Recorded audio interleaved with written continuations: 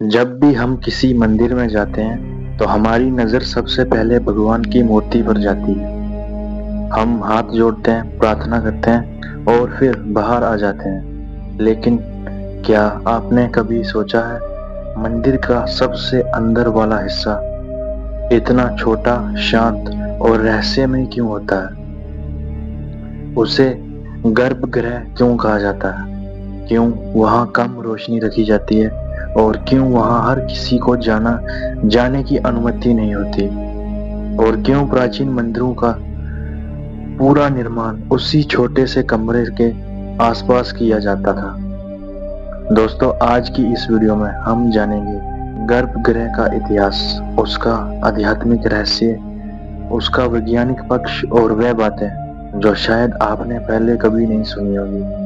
तो वीडियो को अंत तक जरूर देखिए, क्योंकि अंत में हम जानेंगे कि आखिर क्यों पुराने ऋषि मुनि गर्भगृह को ऊर्जा का केंद्र मानते थे।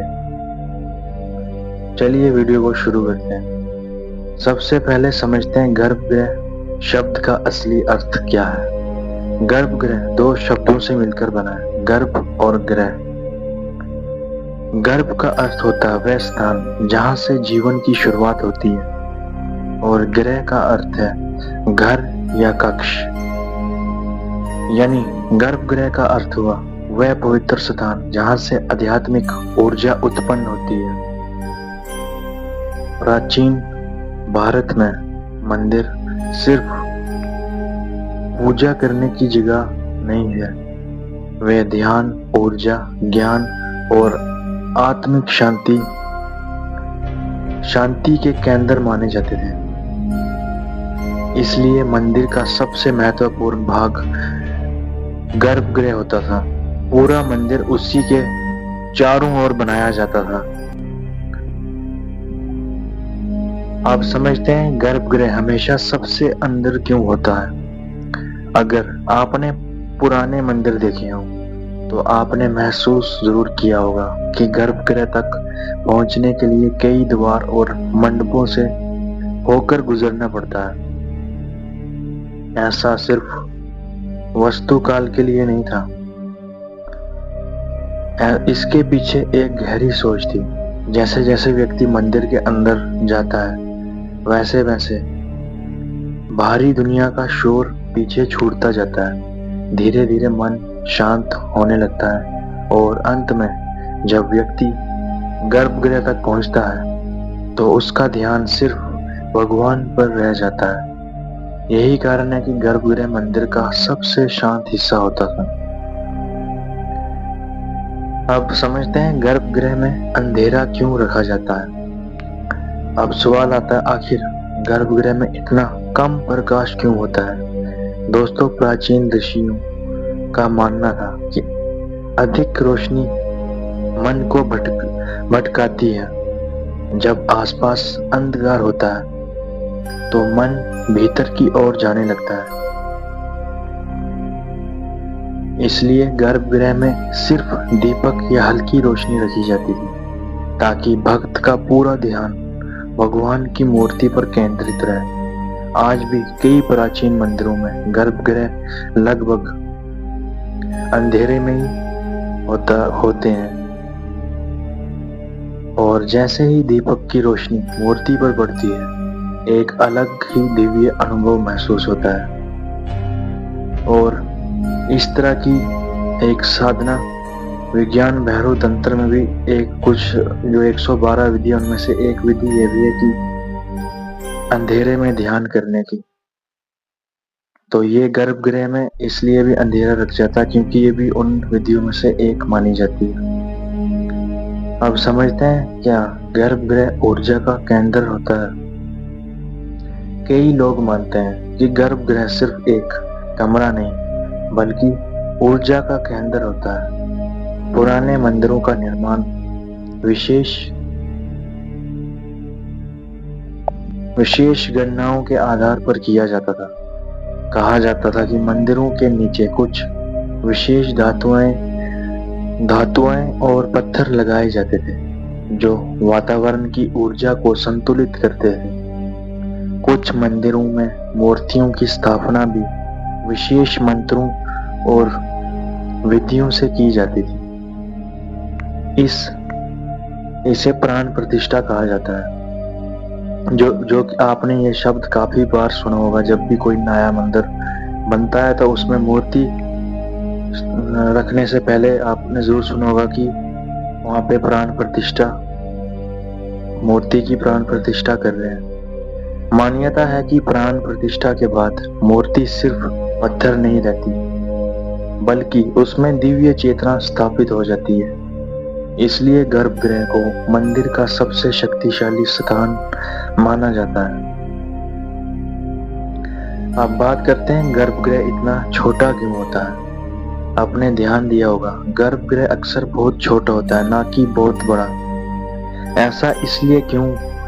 वहां भीड़ या शोर के लिए जगह नहीं बनाई जाती थी। वह स्थान ध्यान और एकाग्रता के लिए होता था। यानी वो स्थान स्पेशली एक साधना के लिए या फिर ध्यान करने के लिए बनाया जाता था। छोटा सा स्थान मन को स्थिर करने में मदद करता है, और जब भक्त भगवान के बिल्कुल सामने खड़े होता है तो उसे एक गहरा आध्यात्मिक अनुभव महसूस होता है। इसलिए जो गर्भगृह है वो इसलिए इतना छोटा बनाया जाता है। अब समझते हैं सिर्फ पुजारी ही अंदर क्यों जाते हैं। बहुत से लोग के मन में ये सवाल आता है, आखिर गर्भगृह में हर किसी को प्रवेश क्यों नहीं मिलता। दोस्तों, प्राचीन परंपराओं के अनुसार गर्भगृह की शुद्धता बनाए रखना आवश्यक माना जाता है,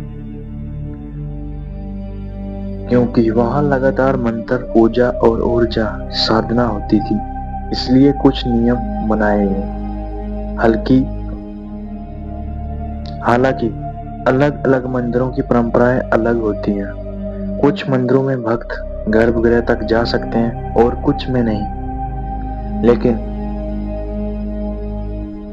लेकिन मूल उद्देश्य उस स्थान की पवित्रता और शांति बनाए रखना था। अब समझते हैं गर्भगृह और वास्तु विज्ञान। भारतीय मंदिर वास्तुकला को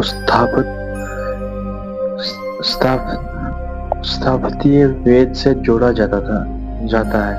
प्राचीन वास्तुकार मंदिर को सिर्फ इमारत नहीं मानते थे, वे उसे जीवित ऊर्जा संरचना मानते थे।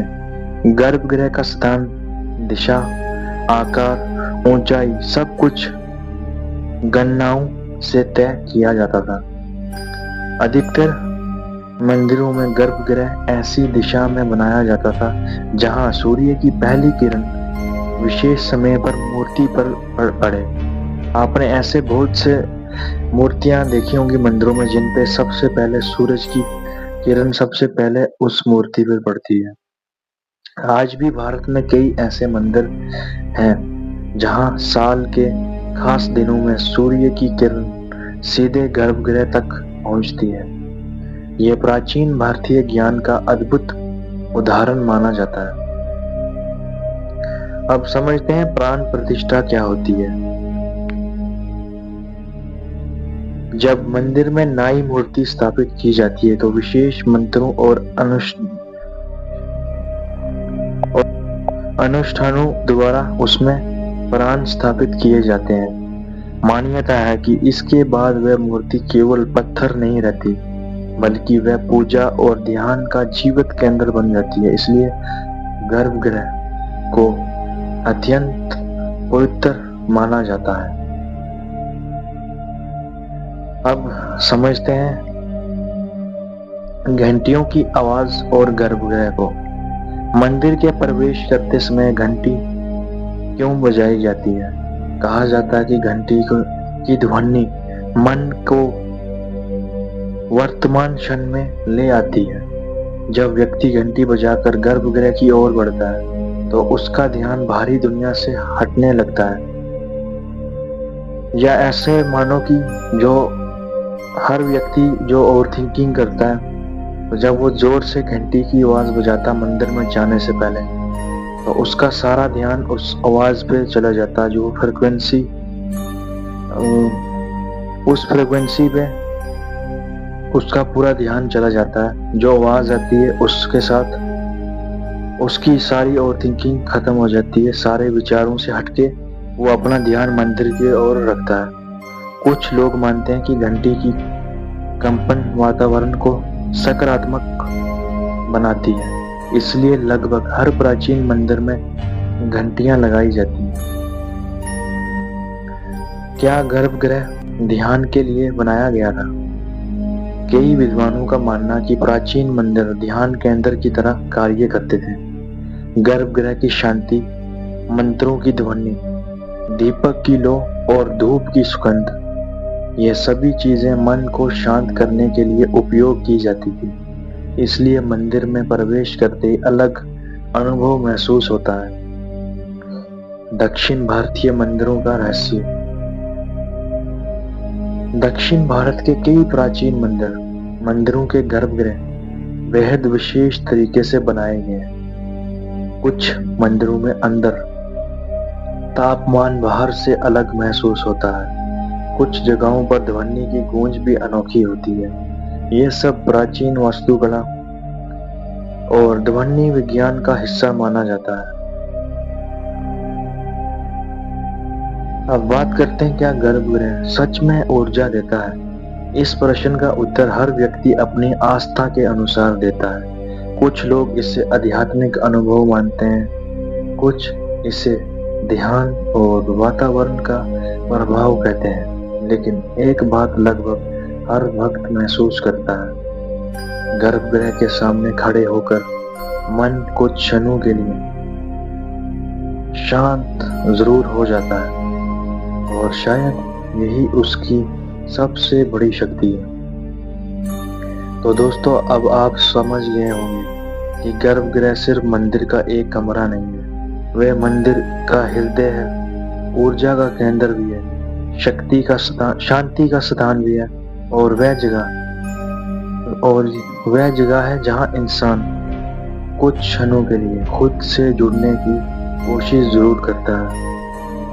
अगर आपको ये वीडियो पसंद आई हो तो इसे लाइक करें, शेयर करें और चैनल को सब्सक्राइब जरूर करें। कमेंट में बताएं, क्या आपने कभी किसी प्राचीन मंदिर के गर्भगृह में अलग ऊर्जा महसूस की है? हम फिर मिलेंगे एक नई रहस्यमय और ज्ञान से भरी हुई वीडियो के साथ। अगर आपको ये सच में वीडियो पसंद आई हो तो कमेंट में जरूर अपनी राय लिखिएगा, या फिर हर हर महादेव लिखिएगा। मिलता हूँ आपके साथ नेक्स्ट वीडियो में।